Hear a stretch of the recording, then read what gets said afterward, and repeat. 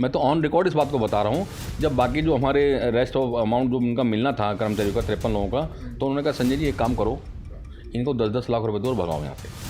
उस दिन से बहुत ज़्यादा दुखी हम। ये नकली झाड़ू का निशान लेके नकली झाड़ू वाले फील्ड में आ गए यहाँ पे। आप ये देखिए कि देश के प्रधानमंत्री के पास केवल इतना ही समय रह गया कि लोग उनसे आएंगे और केजरीवाल साहब को गाली बकते रहेंगे।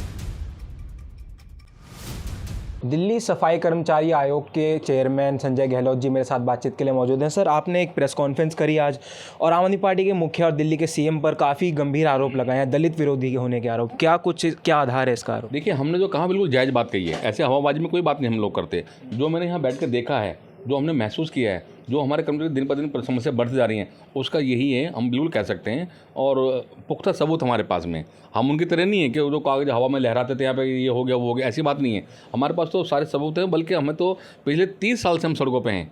हमें तो कर्मचारी की समस्या का हमें पता है। इसमें इन्होंने एक भी काम नहीं किया, तो इसलिए आज कहने मजबूर हो गए कि वाकई दलित विरोधी सरकार है।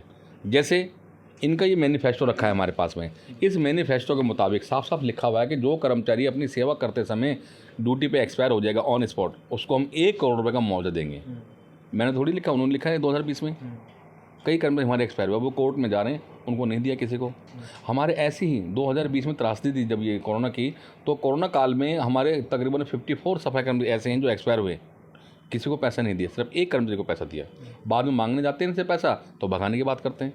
तो ये सारी की सारी बातें अब सिर से पानी ऊपर हो चुका है, अब हम बर्दाश्त नहीं करने वाले। सर, जब अपने लेवल पे आप बात करते हैं सीएम से मुआवजे के लिए, तो क्या जवाब मिलता है आपको? हाँ सर, बिल्कुल उन्होंने यही जवाब दिया हमें। मैं तो ऑन रिकॉर्ड इस बात को बता रहा हूँ।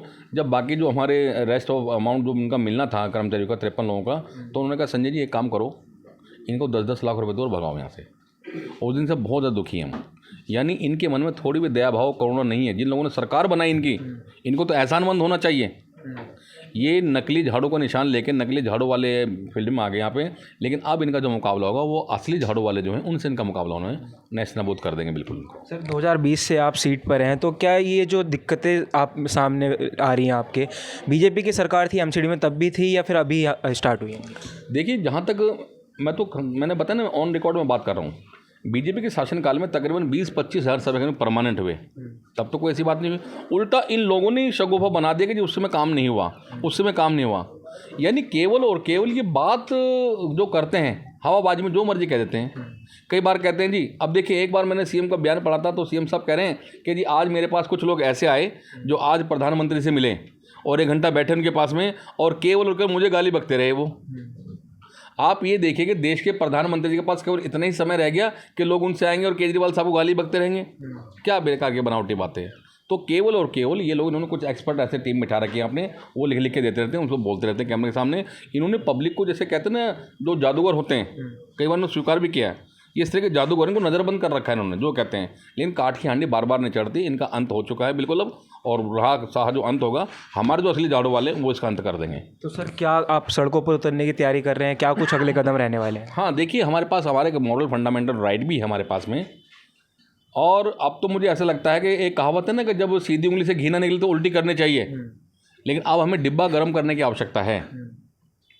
इन्हें सबक सिखाएंगे सही तरीके से, इन्हें घरों में कूड़ा भरेंगे। और दिल्ली में हड़ताल हम इसलिए नहीं कर पाते क्योंकि जो दिल्ली की निरीह जनता है वो तो, उन्होंने थोड़ी कुछ ऐसे गलती की है, लेकिन इनके